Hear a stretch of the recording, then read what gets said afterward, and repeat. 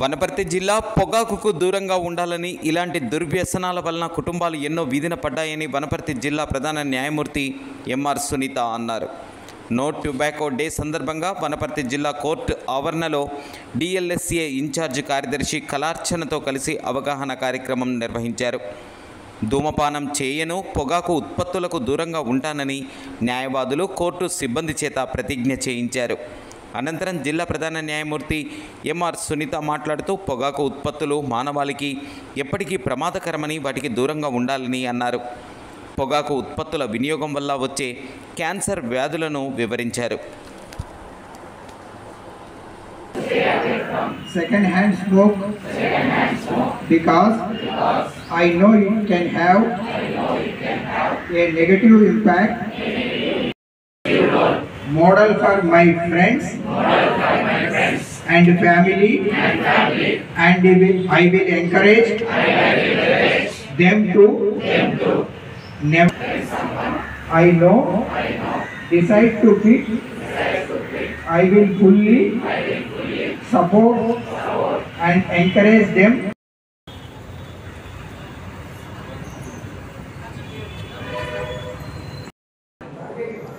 ప్రతి సంవత్సరం 31st మే రోజు మనం వరల్డ్ నో టొబాకో డేని అబ్జర్వ్ చేయడం జరుగుతుంది. ఈ వరల్డ్ నో టొబాకో డే ఈ అబ్జర్వేషన్కి వెనుక ఉన్న కారణం ఏమిటి అంటే, ఇవాళ రేపు మనుషులు అంటే వాళ్ళ జీవన సరళి మొత్తం మారిపోయి అందరూ మత్తు పదార్థాలుకి అలవాటు పడుతున్నారు.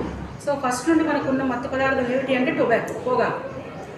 ఫస్ట్ నుండి ఆ పొగాకు, ఈ ధూమపానం వాళ్ళు చెప్తూనే ఉంటారు. ప్రతిసారి కూడా టీవీలలో యాడ్స్లో ఇస్తూ ఉంటారు, ధూమపానం నిషేధం నిషేధం నిషేధం. కానీ ఎవరు దాన్ని మానట్లేదు.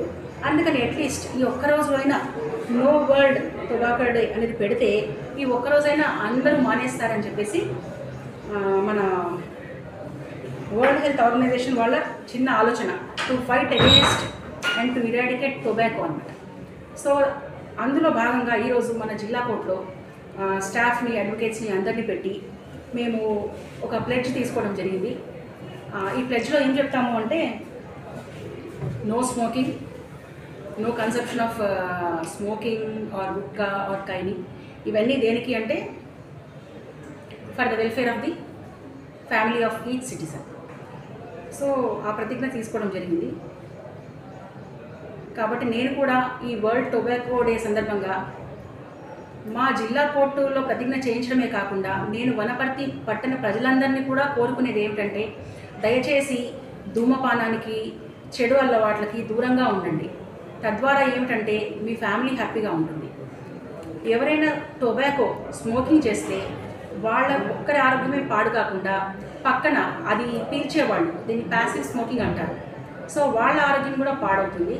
కాబట్టి దయచేసి మీ ఆరోగ్యాన్ని కాపాడుకుంటూ మీ చుట్టుపక్కల పరిసరాలను కూడా, ఎన్వైరన్మెంట్ని మీరు కాపాడుతారని ఆశిస్తున్నాను. సరే.